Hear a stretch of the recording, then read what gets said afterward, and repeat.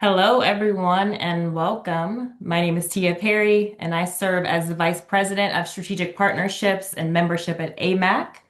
Welcome to Legends and Leapers, one of our member-only virtual programs where we pair an industry legend with an industry leaper to explore the similarities and differences in their personal and professional journeys. This program is hosted by Ricky Smith, General Manager of Hartsfield-Jackson Atlanta International Airport, and Lauren Magnum Reed of TMG Hospitality. Before we hear from Ricky and Lauren, I'd like to share a few quick AMAC reminders for everyone. If you haven't renewed your membership yet, it is now time. Please ensure your AMAC membership has been renewed for 2026. Renewal details were sent to the organization's primary contact, so everyone should have something in their email. If not, please let us know. Tomorrow is the final deadline to secure your sponsorship for the Economic Opportunity and Policy Forum. It's taking place March 18th to the 20th in Washington, D.C. So if you're interested in sponsorship, tomorrow is the deadline.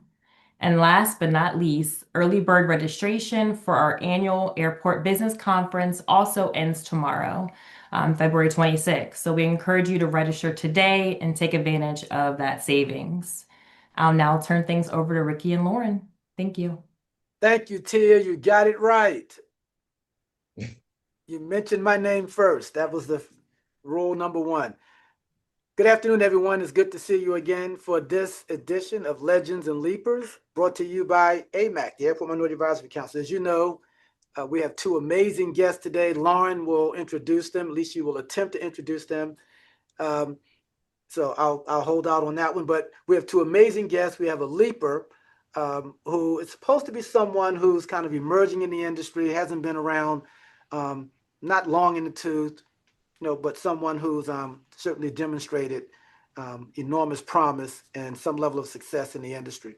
And then we have the legend, who is someone who may be a little longer in the tooth in terms of the industry, not necessarily old, but someone who probably has a more established reputation in the industry and is probably mentoring a lot of people in the space. And so that's kind of how we define the two. We asked them a bunch of questions that they haven't heard before. And hopefully sometimes we'll get some debate between the two based on their perspective being leaper and legend, or legend and leaper.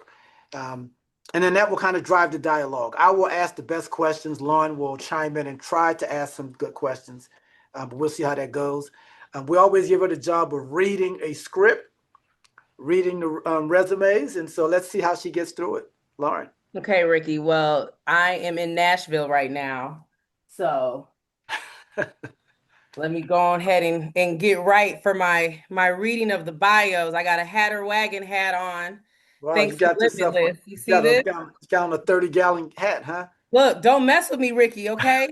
This is my don't mess with me hat. All right. So bear with me though, because as Ricky has said, Harry is supposed to be the leaper here, but both of them have quite lengthy bios. So I'm going to do my best. So Atif serves as the Chief Executive Officer for Ontario International Airport, where he oversees day-to-day operations, a major capital development program, revenue management, marketing, communications, and IT. With nearly 20 years of senior level experience in the aviation industry, Atif has led efforts to drive passenger and revenue growth through innovative strategies. Before becoming CEO, he served as the Deputy CEO and Senior Director of Marketing at Ontario.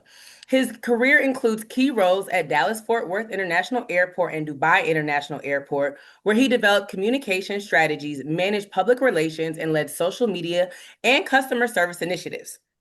Atif holds a master's in communication management from the University of Southern California, an MBA from the University of Phoenix, and a bachelor's in journalism from Cal Poly San Luis Obispo.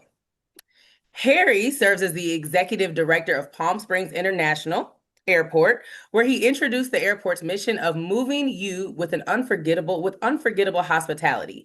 A seasoned aviation leader with more than 20 years of experience across civil and military aviation, Harry provides strategic vision and operational oversight for one of the nation's fastest growing small commercial airports. Under his leadership, PSP has achieved record-breaking growth, expanding its nonstop route network from 21 to 32 destinations and strengthening its role as a key regional economic driver.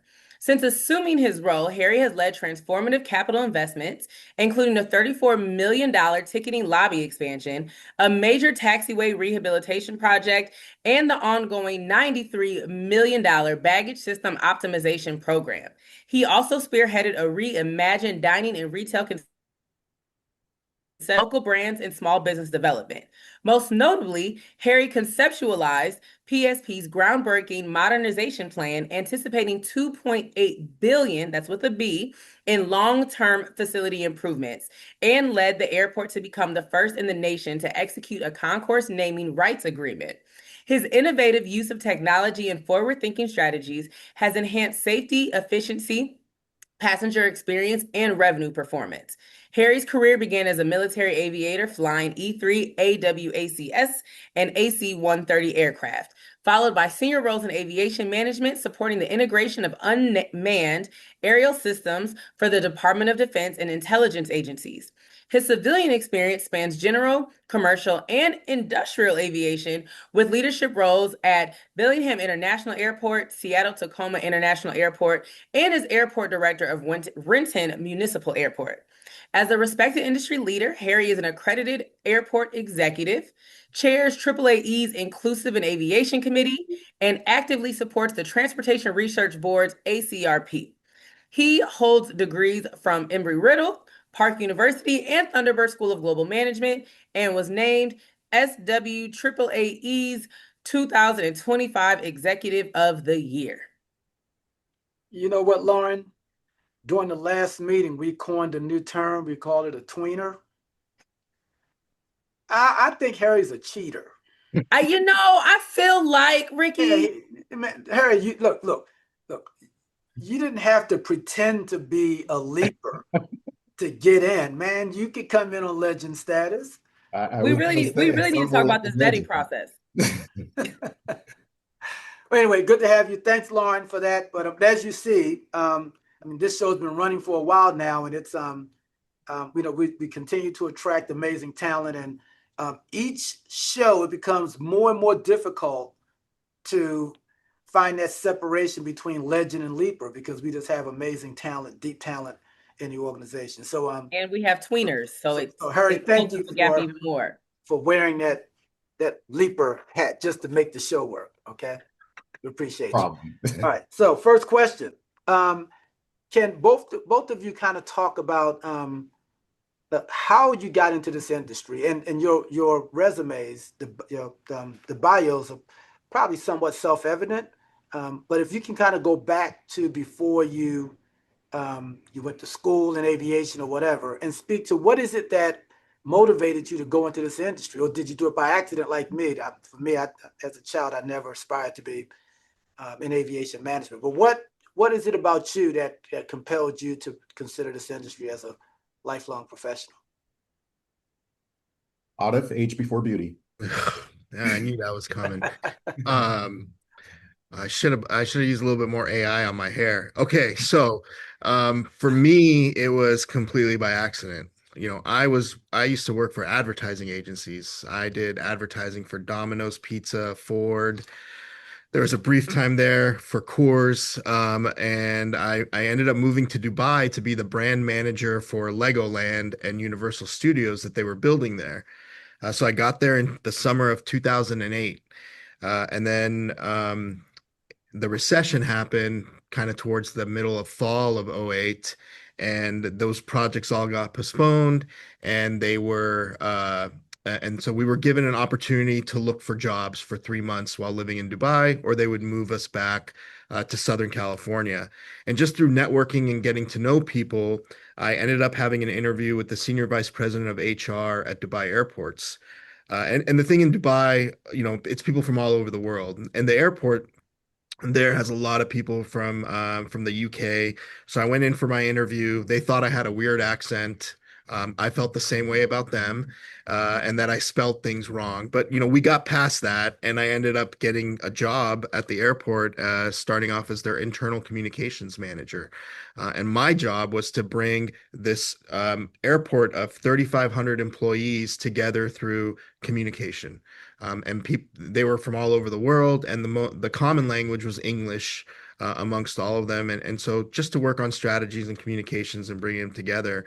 And once I started that and got the behind the scenes of an airport, I knew this was the industry for me. I'd found my place, I'd found my home, and I didn't want to go anywhere else. If you talk to anybody that knew me from college days, etc., and said, "Hey, would this guy ever be a CEO?" They would absolutely shake their head and say no.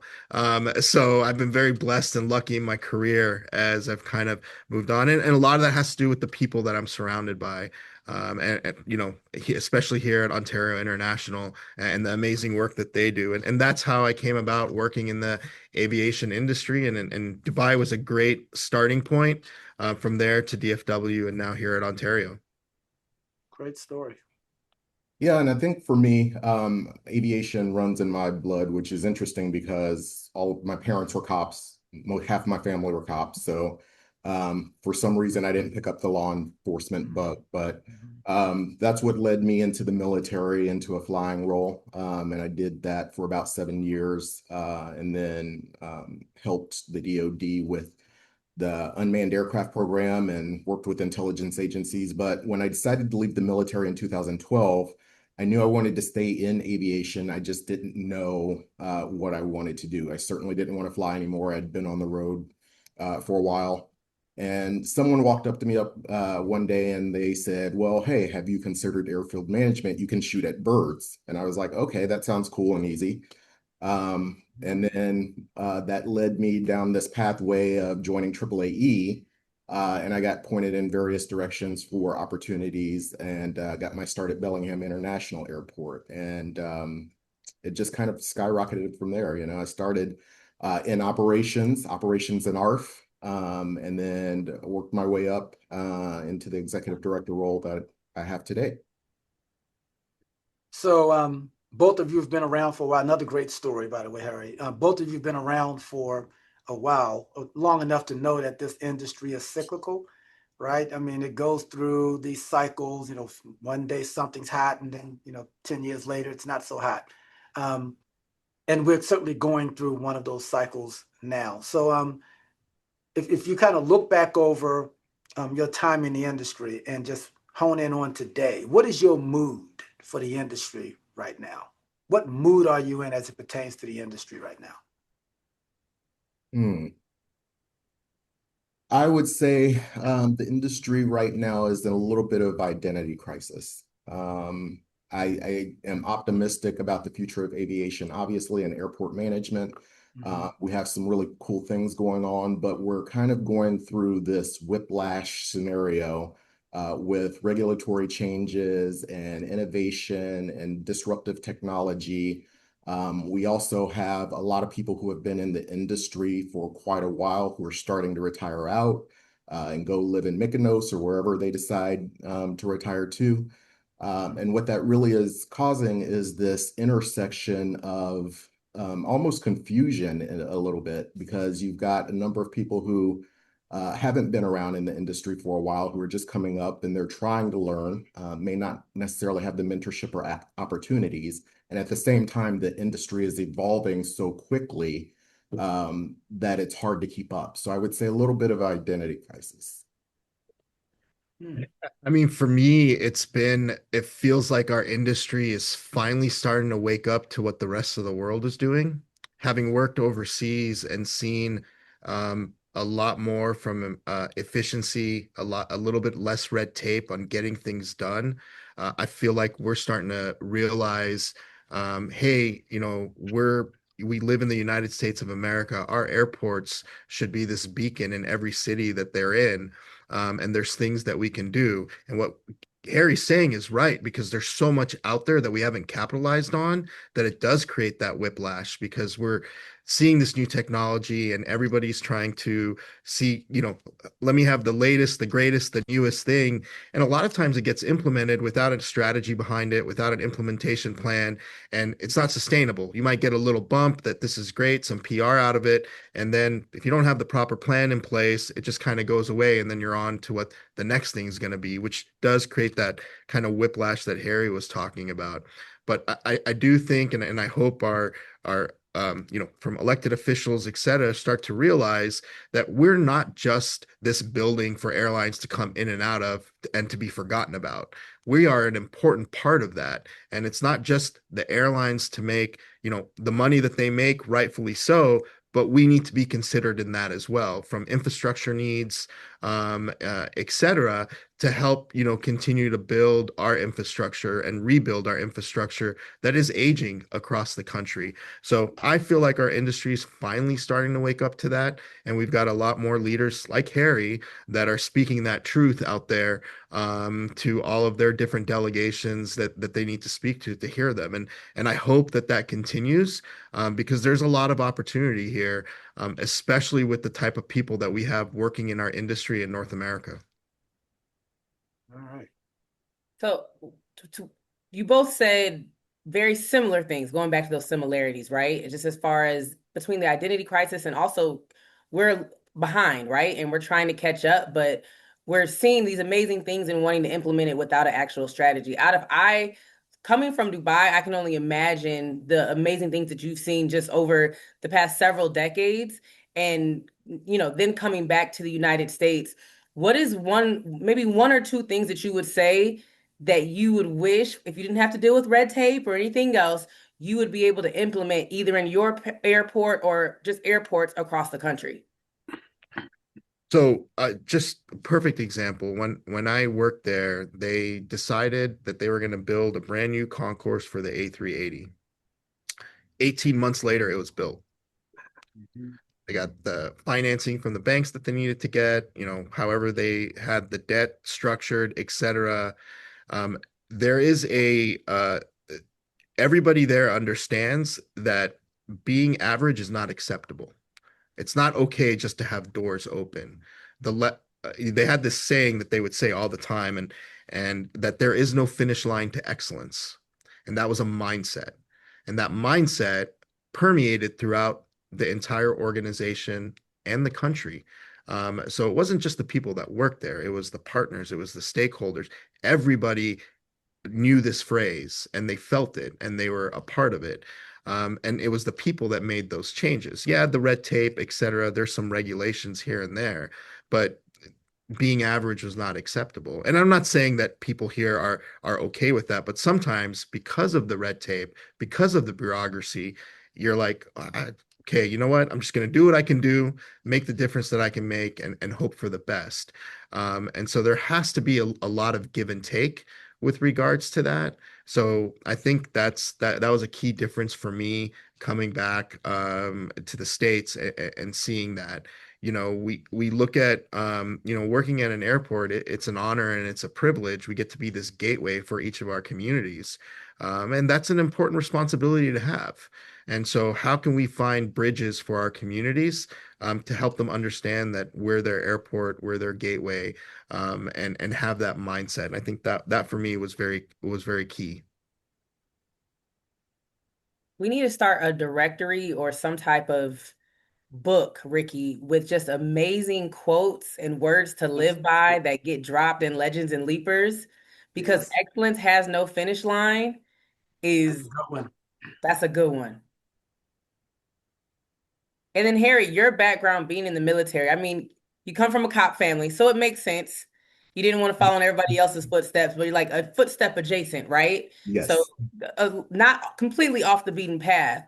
But as far as your history and your background in the military, is there anything that you've seen, because you kind of came from aviation, right? Just in a Mhm. different standpoint. Is there anything that you would want to see implemented in airports, whether it be yours or airports across the country, that we haven't done yet? I agree with Atif on, the military is very similar. Like they wanted something done, it got done. They had the funding, they had the support, there was a mission behind it. Everyone knew what that core mission was. Everyone executed that core mission. I think the one thing that I would say that we're doing better at as an industry, but I'd still like to see improve, is what the military did really, really well is train leadership from the ground up. And the day you stepped in, the day you signed your name on the dotted line with the military, you're taught leadership skills from the time you leave your hometown to the time you go through basic training or leadership academy or whatever it is. They're teaching you how to eventually lead troops and lead missions and lead projects. And I really do think that's something that I would love to see our industry get a lot better at. We have great mentorship programs, and we have plenty of opportunities when it comes to formal training and online training and things like that. But actually taking that leader level responsibility from the ground up and molding that into an executive, I would love to see that. That's good. So I'm going to pivot a little bit. We often ask a question about your favorite mentor. You know, who's that person that was most impactful in your life, the most inspiring person, all that kind of stuff. And you guys, because you're both sneaky kind of guys, you probably rehearsed that answer already. So we're not going to ask you that question. The question I'm going to ask you is think back on all the mentees that you've had or that you have, and talk about, I could use the word best or favorite, or the mentee that epitomizes what should come out of that relationship. I want you to talk a little bit about that mentee that you would say rises to the top of that list for you. And you don't have to share a name if you don't want to, but speak a little bit about that person and why that mentee relationship rises to the top. So when I was the airport director at Renton Airport in Washington, I stood up the internship program there from the ground up. And the first intern that we hired, we brought him on, and what I basically explained to him was, this is an airport management internship. It's rotational. The idea is to get you to think like a leader, learn the skills and the tools and background to operate in the industry, but start thinking like a leader. Even though he had had very little experience in airport management. But the interesting part about that is, as he started to pick up on some of the things that we were doing internal to the organization, he started challenging assumptions, and he started asking questions that I had never thought of as a mentor. And I think for me, I loved that because it challenged me to think in different ways. And so I think the takeaway from that is you can learn from your mentee just as much as they can learn from you. Yeah, and I think that's a great example. I'm sure Harry would love it if I said that he was my mentor and I learned so much from him. But I'm gonna pivot and say, as a person that's from Gen X, when we started, it wasn't okay to necessarily ask questions or question things how we're done. It was kind of frowned upon. And one of the things for me that I didn't agree with that. I think it's okay to ask questions and to understand how things are done or why. And exactly what Harry said, outside people bring a different perspective. And I've had the same experience with people that we've had come in. I've been a part of their lives and their career journey here is in the way they ask questions. And they've put that sense of entitlement to the side, and they really want to earn it. And they see and they're curious about your experience, but they're also it's a safe space to have that open dialogue about, saying, well, have you thought about doing it this way? And same thing. There are a couple of things where I was always adamant about doing them a specific way, but always open to listen and have made adjustments because of that. And we have a couple here that started as interns that are now directors and they are doing phenomenal things for our organization. And they came in having never worked at an airport as an intern and started off as a management analyst, kind of admin, and have worked their way. And now they're a full-on director within our organization and managing their own team. And they still ask questions of me, of certain things, of their direct supervisor. And I think that's important. I always say, having come from a communications background, the best form of communications is listening. If you're a good listener, you're going to be a great communicator. And What'd you that's say? really the best form of communication is I'm listening. joking, Atif. I'm joking. I knew I was just playing along. Got you. Got you. Um, so so I think that's my example that I want to give. Yeah. Well, I mean, go ahead, Lauryn. I'm sorry. No, I was gonna say, I feel like the audience wants us to stay kind of on this track right now, Ricky. We're getting quite a few questions in the chat.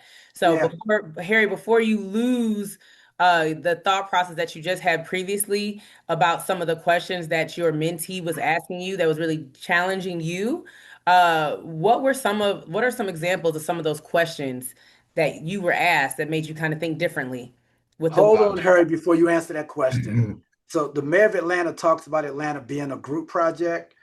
Lauryn, this is not a group project. Her mother fed her that question. Okay. This is not a group project, Lauryn. This show is not a group project. I don't know what you're talking about, Ricky. I'm Okay. just merely reading the chat Right. of the questions, and I didn't want Harry to lose said thought. I don't know what Okay. he's talking about, you all. I'm just tipping my hat, Harry, and I would love to hear about how your mentee challenged you to be a better mentor. Yeah, absolutely. So, as an example, one of the very first questions he asked, so in Seattle, if you're not familiar with Seattle, there in the immediate Seattle, greater Seattle area, there are 4 airports, and they operate independently, though. They're not tied to a system. But in my intern's mind, it was like, well, there are things that we can do systematically across the 4 airports to help create efficiency. So why aren't we looking at ways to do that? Why aren't we working with these other airports and maybe figuring out how do we procure better, or how do we train better across the 4 systems, even though one's a municipal airport, one's a port, one's owned by the county, but there are still things that we can do to optimize that. So that's just one example that came up. Thank you. And then for the sake of inclusivity of all questions in the chat, Rachel Goodman, who I'm not related to, said, although she is my sister in the industry, she said you guys both spoke at some level of attrition. And with that said, what practices or strategies? Rachel, you asked the most amazing loaded questions. Okay, guys, put your hats on. So, what practices or strategies have you found most effective in identifying and preparing the next generation of leaders? How do you ensure that your succession planning remains resilient amid rapid technological, regulatory, and workforce changes? And for the record, Rachel is she's not a leaper, okay? You will, and so is Lachelle your mom? Is that what Ricky was talking about? I can either confirm or deny Okay, if we fair look enough. just alike. I I just can either confirm my or deny. journalism degree, I just like to do some investigating on my own sometimes. That's all. Look, and I know Rachel, she is a legend, and that is a great question. I will say this, that was one of the biggest surprises when I got into a leadership role, especially here at Ontario International Airport, is yeah, I always knew it, but I didn't realize how important it was once you're doing it, and it is so important. So when I started at the airport, we had about 30 employees. We're at about, because we had just been transferred over from ownership from this other airport that's on the coast. We don't say their name in this building. So we had 34 employees, and now we're at 147. And you have to, it's absolutely critical to invest in your people, from different training programs. And here's the thing that I think a lot of people get discouraged by: you're not always going to do it right the first time, and that's okay. And we didn't, and we've learned from that, and we have just continued to build on that. So when I'm sitting down with our executive team and we're looking at our organizational structure, we are purposely looking at positions and how we can make sure that the names in those positions have room to grow. And what can we do to make different changes and create different positions within our structure so there's room for them to grow in, so that they don't get stagnant. And unfortunately, you can't do that for everybody all the time. You do your best, but sometimes the nature of the budget, personnel, demands, etc.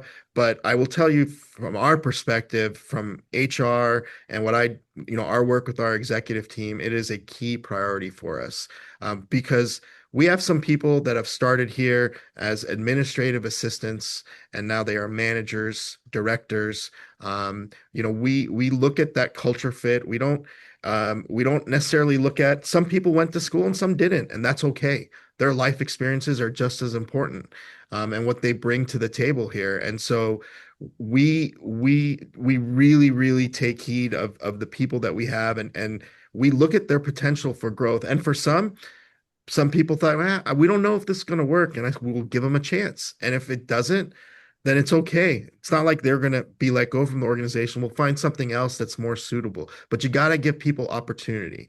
I had somebody that once told me that, and I won't say at what place, but within our industry, that once told me, look, you're just going to be a communications person, and that's it. So don't really need to think about trying to get to somewhere else.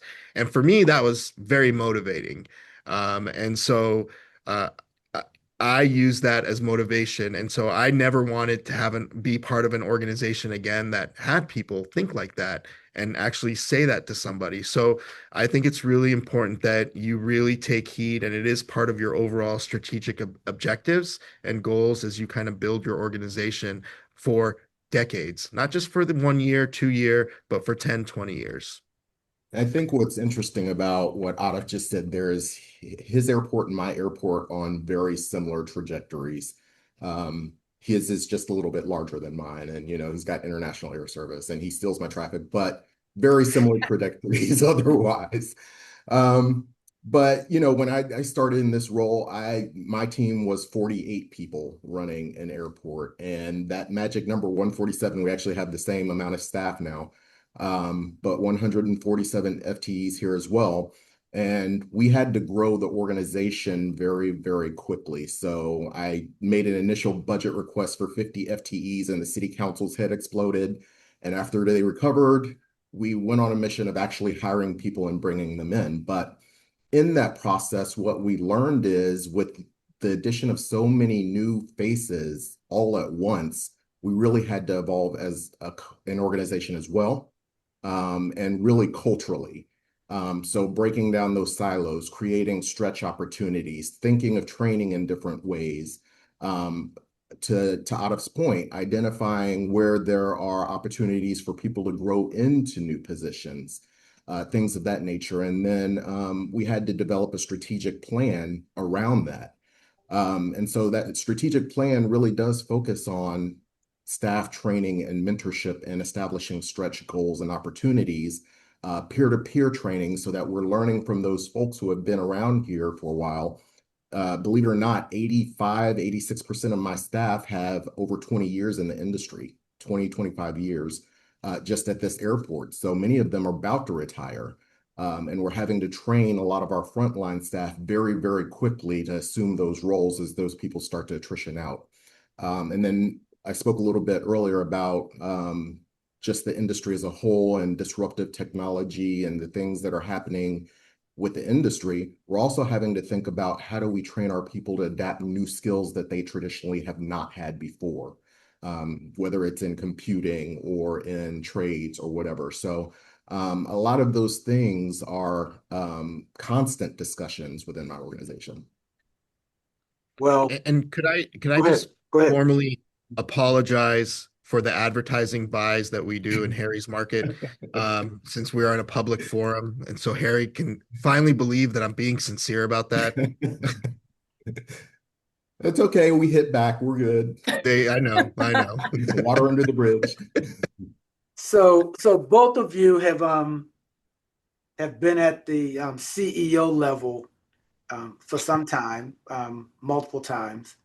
Can you look back on that time when you got the first official offer for your CEO job?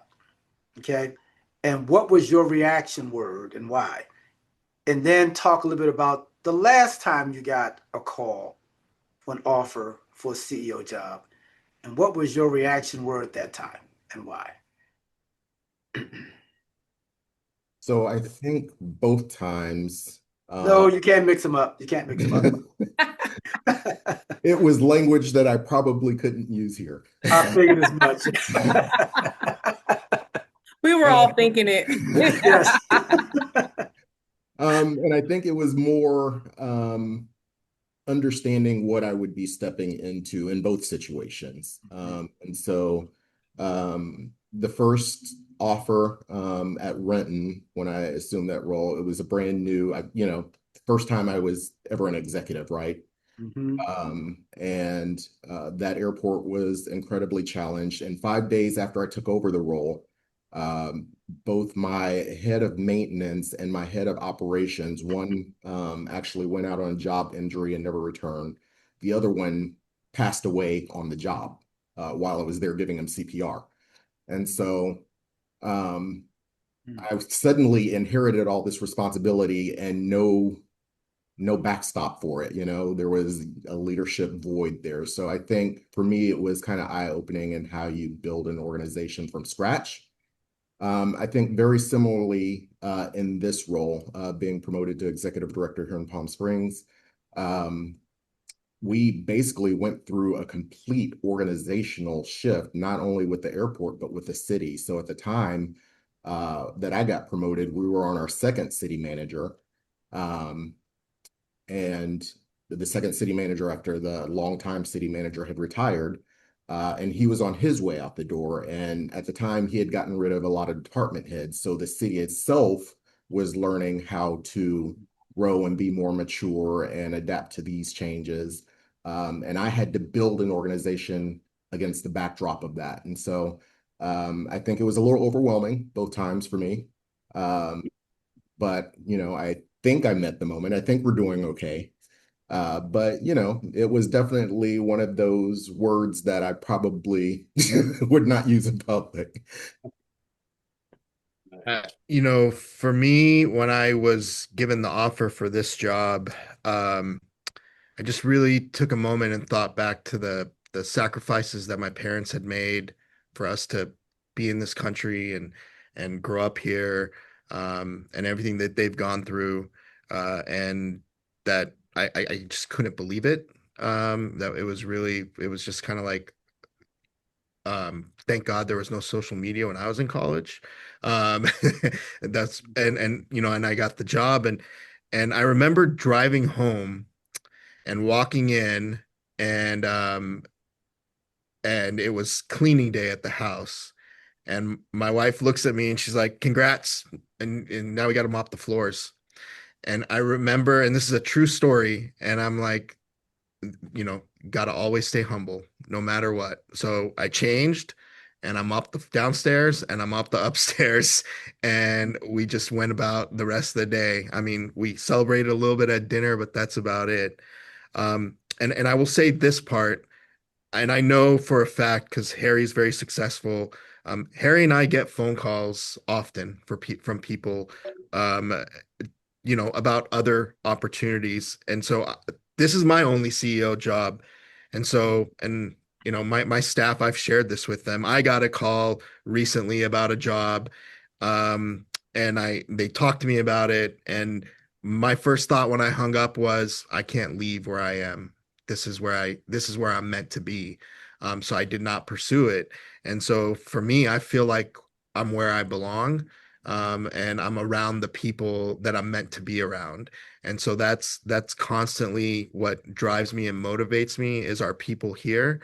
I know I drive them crazy sometimes and annoy them with the don't work from home stuff, but they're they're just so impactful and there's so much talent and energy. Sometimes I don't think they even realize it, that it is just so motivating to be around them. I mean, so those are the two experiences for me. So, out of earlier, you talked about when you were in communications and you had someone basically tell you, you know, kind of along the lines of like, just dribble the ball, right? Just do communications. Yeah, Don't worry about anything else. Don't do anything more, right? And right. it sounds like that really motivated you to do the exact opposite, to do more. Yep. Right now, we are in some unprecedented times, right? And you got a lot of people, a lot of places telling you what you shouldn't do and what you can't do and whatnot. Can you both share a story of a time outside of the one out of you mentioned that someone told you what you couldn't do and it drove you to work that much harder? And what did that look like?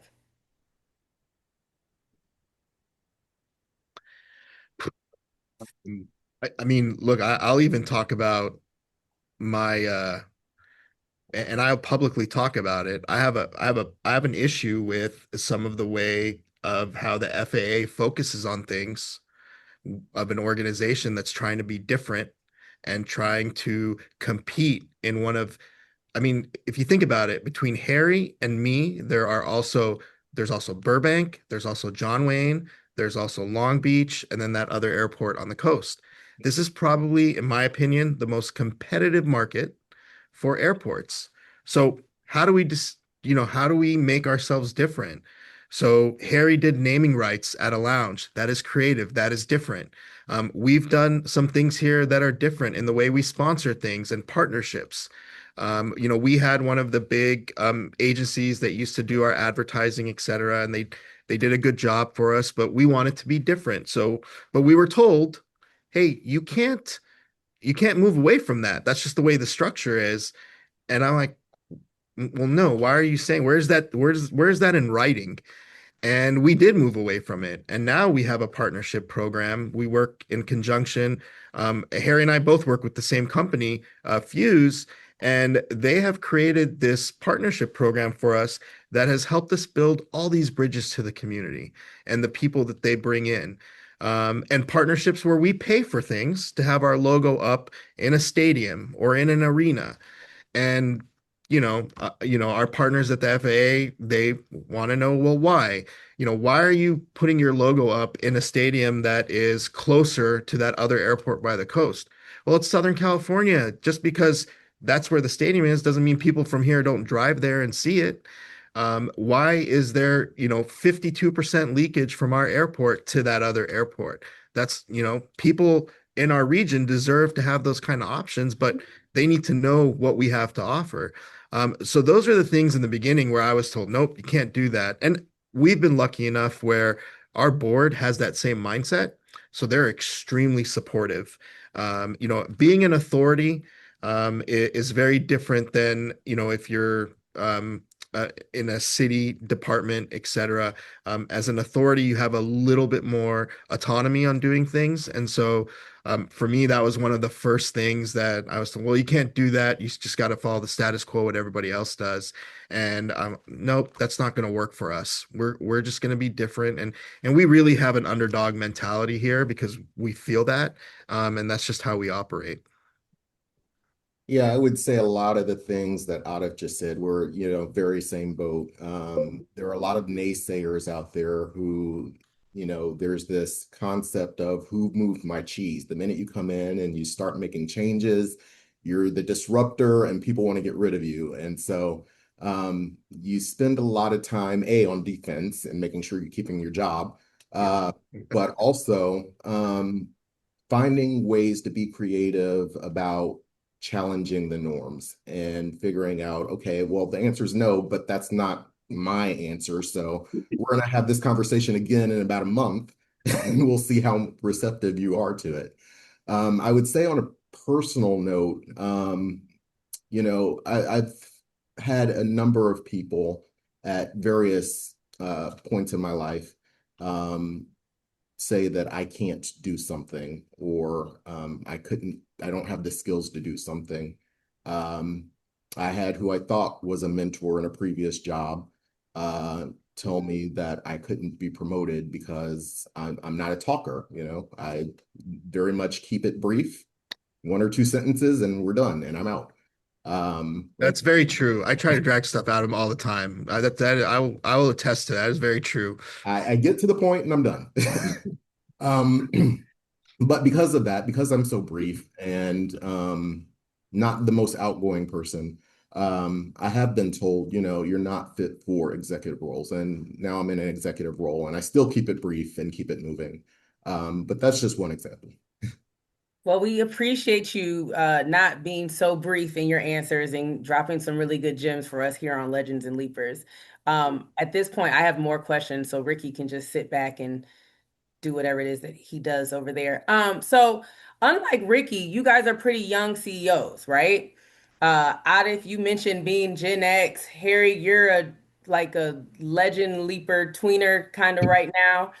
But, at some point, you're gonna say, "Hey, you know what? I have grown this airport to darn near be the size of the one that no one's naming on this call, right? And now it's time for me to hang up my hat and go do something else." Atif, I know some amazing emerging leaders that you have in your organization, like Leslie and Isela. Harry, I know that you have grown your organization as well, and you do have the same. How are you guys downloading everything that's up here, right? Everything that's in your head, whether it be writing it down, keeping a catalog, or giving that information to your team? Because a lot of times, as people step away, they take so much knowledge with them that hasn't necessarily been shared, trickled down, etc. So how are you guys literally like the USB to your brain and downloading that for those that are coming up behind you? So it was important to me when I took this job to make sure that my executive team and my managers had a seat at the table. So most of the decisions I'm making is with their input. And the reason for that is when I started this job, the organization was highly toxic at the time. And my teams were working in silos. Nobody was talking to each other. I couldn't get anything done. So I had to basically force a culture change by forcing them to work together and to talk about things and to meet each other and to have discussions about the hard issues and make those decisions. But what I wanted to do is for my team to also have buy-in for the path and the trajectory that we were headed. So most of the decisions, they have a seat at the table. I'm very transparent about my thinking with my team. So I mean, you can ask any one of them what I'm thinking, and they could probably tell you before I'm thinking it what's going to happen. But I doubt that when I leave this place, there will be a person in this office who doesn't understand what Harry was thinking, what his plans were, and where we were headed. They may disagree with it, and they can change it after I leave. But everybody knows what I'm thinking at all times. I think one of the first things that I learned is you have to accept that whoever that next person's going to be, they're not going to be exactly like how you are. And I appreciate that and I respect that. So as I look across our organization and we have a lot of great talent. The same thing like Harry with our executive team to have buy-in. And then sometimes, as Harry knows, you just have to make the decision, even if they don't all agree, because that's just the responsibility that you have, that they all have buy-in. But really, well, actually, what none of my team knows, but they're going to find out now, I do keep a journal of different things on regards to relationships with the board members, how to navigate certain minefields that are political, how to, um, push sometimes your own personal ego to the side for the benefit of the organization and your entire staff, because it could be a detriment to them if that's not the fight that you should be picking right now, and really be able to recognize what those are, when they are, and how to approach them. And I think that's really critical and important. You know, a lot of people don't see the other side of our jobs, whether it's at City Hall or whether it's with board members on the stuff that we have to go through to, you know, it's when we go to our board meetings, and everything's on consent. It's not on consent because we just decided to put it there. It's on consent because we've done the groundwork beforehand with our board members and, you know, convinced them that this is what we need to do. And our staff is telling us that they need this. And so there's a lot to that part of the job that a lot of people don't know. And I think it's important to really document that and share that. Now I share it sometimes with our executive team directly, not with the entire organization, because they don't need to worry about that. They don't need that stress. They just need to focus on what they're doing and how they're collaborating with the rest of the organization. So I have a little bit of a journal that, you know, I'll go in, my handwriting's horrible, so that I'll type stuff and so that I can leave this, you know, full on Word document, if you will, for whomever the next person is, when my time here, you know, is complete. I'll That's also add to that, relationships are important and making sure that you're not only building those relationships yourselves, but exposing your executive team to those relationships is also very important. So each of my directors, they're a liaison for a handful of commissioners or city council members. And it's really kind of to get them out there, expose them to that relationship, that member, so that should I, for whatever reason, win the lottery and not show up to work one day, they there already will be had signs. that pre-established arrangement. That's awesome. Um, Kai Marion said, today we see management theories evolving in real time. As a leader, what principles undergird your leadership values and style, and et cetera, that you might recommend? Hmm. Good job. Wow. Wow. The audience stumped you, huh? You Audience know, vote. yeah. There's a lot of great books. I mean, Harry mentioned one, Who Moved My Who might Cheese. There's a book that we do this thing at the airport called Authors at O&T. We just had an author come out. He wrote this book called Dig, about digging deeper, and being part of a team, etc. Great book. There is one that I was going to, it's about one that our senior VP of revenue management, Elisa, shared with us over the holidays that I read, called Let Them. And Yeah. it is a really good book. That's And there's this one thing in there that I picked up on right away. You know, we all have something that we try to avoid doing. So one of the things in there is count to five and then do it. And and I didn't want to do her review. So I counted to five and then I got her review done. So it was very helpful in that regard. So there's a lot of good stuff out there, but I think what you have to make sure you don't do is that your organization doesn't know what your leadership style is because you're changing week to week. You have to be consistent. So the same thing as Harry with regards to transparency. Anybody can come talk to me about anything. Those are the core foundational leadership styles for me, and that will not change.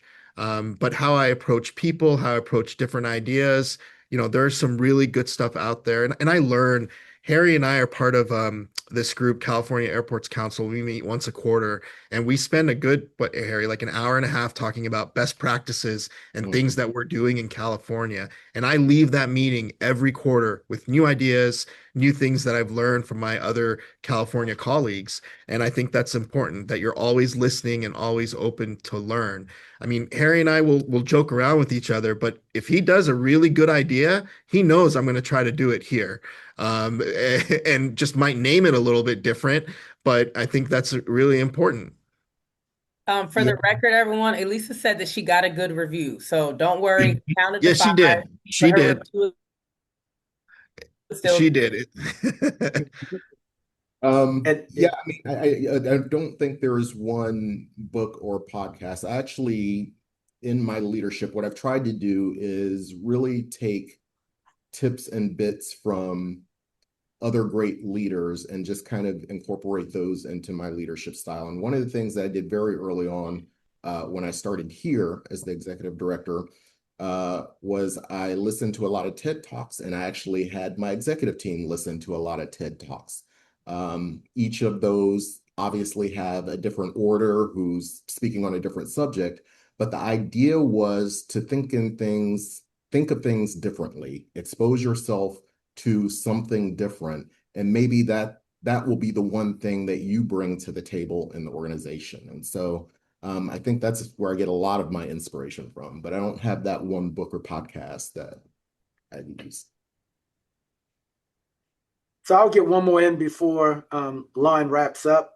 Um, I mean, you don't become a CEO without making sacrifices. That's probably true for most, professional positions. You make enormous sacrifices to be successful in those roles, and I'm sure you guys have made successes. Can you have made sacrifices? Can you think through a sacrifice that you made uh, that is tied to your success that if you had to do it all over again, you probably wouldn't want to make? Sacrifice sleep all the time. So, and I'm saying I that have a just sleep because deficit. I know actually that feeling. partially true. Like I think work-life balance early on, especially, was a challenge for me. And there were periods where I missed maybe important events in my family's lives, who are back home in Kansas City, right? So I couldn't make it to Kansas City for whatever reason, or take that one vacation or experience that one thing with my grandfather or my mother. And I've learned to kind of balance that sense.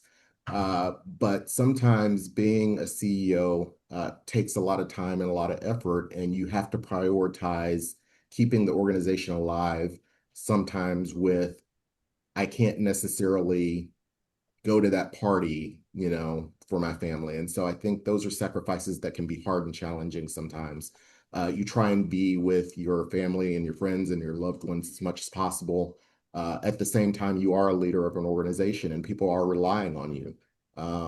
And so I think early on that was a challenge. It's gotten better, but it's still a challenge for any CEO to strike that work-life balance.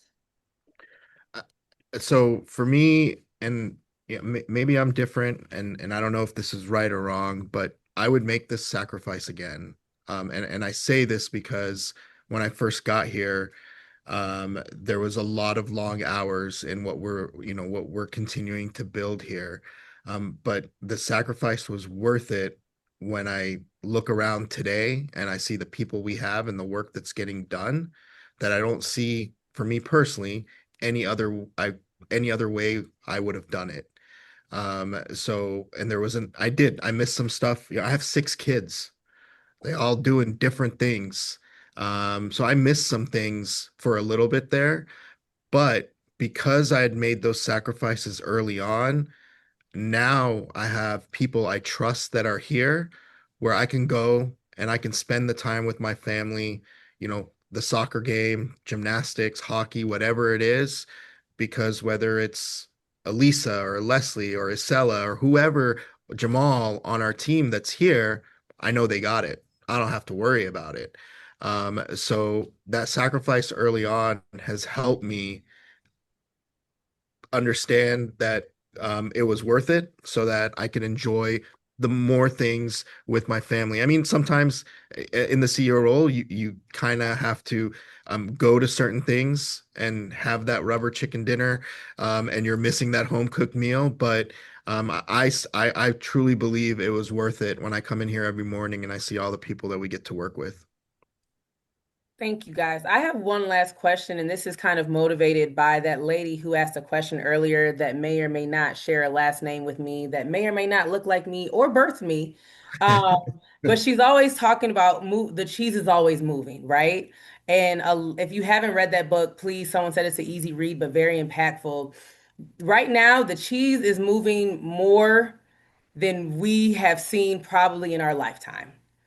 Yep. What is a word, a phrase, or a quote that you are constantly saying to yourself and or your team to keep you motivated, hopeful, optimistic that the adaptation that you're doing right now while the cheese is moving is going to be for your good ultimately and that of others? Yeah, so we actually have a word of the year for PSP for my entire staff, and it's calm. And it's mostly because my team, they get excited about things, right? Like they're very passionate about doing their job and getting it done. And they know things are changing and they want to be able to meet the moment. But sometimes I have to tell them to calm the heck down. We'll get there. And so they've adopted that mantra. We have our mini freakouts, and it's like, okay, calm, we'll figure it out. We'll put things into their place and make it happen. But let's focus on this thing right now, and we'll deal with that thing later. I actually just had this conversation with our entire organization a couple of weeks ago, especially during an election year. And we have two core values that's extremely important to us: resilience and building a legacy, and to ignore the noise on the outside, because what we're doing here matters. And we're a part of a legacy that we're building for generations to come, their kids, and that's important. And how our community was resilient, surviving a pandemic, and all the things that we've already been through, there is absolutely nothing that we can't manage together and move forward together, and just to stay focused on the mission. And that's extremely important. Once you get distracted, you're distracting yourself from the mission, and it's going to eventually affect the organization and the people around you. So, and I used a little bit more colorful words that are not appropriate here, but that was the message to the team, because there are haters out there. There are people that want to see you not succeed, or elected officials that you work with not succeed. You just have to ignore it and be resilient and continue focus on the legacy that we're building together. That's so good. Calm amongst the chaos and being focused and resilient on the legacy. I love that. Thank you both so much. Has been absolutely amazing. If I do want to, everyone keep in mind, Tia dropped all, and Hadia, excuse me, dropped all of the links to the Econ Forum and also the annual conference, which I'm looking forward to seeing everyone at. But as far as Legends and Leapers are concerned, unfortunately, Ricky did renew his contract, so you're all stuck with him. I'm not going anywhere. But if you have a panelist in mind for future sessions, please go ahead and nominate them on that link that Hadia just dropped. This has been absolutely powerful. We're going to get this Legends and Leapers book of quotes locked and loaded here soon, Ricky. But thank you both so much, gentlemen. Y'all are representing for the West Coast, and I definitely appreciate you. So have a great one. Good stuff, Thank guys. you. Thank you very much. Appreciate it. Thank See you you. later.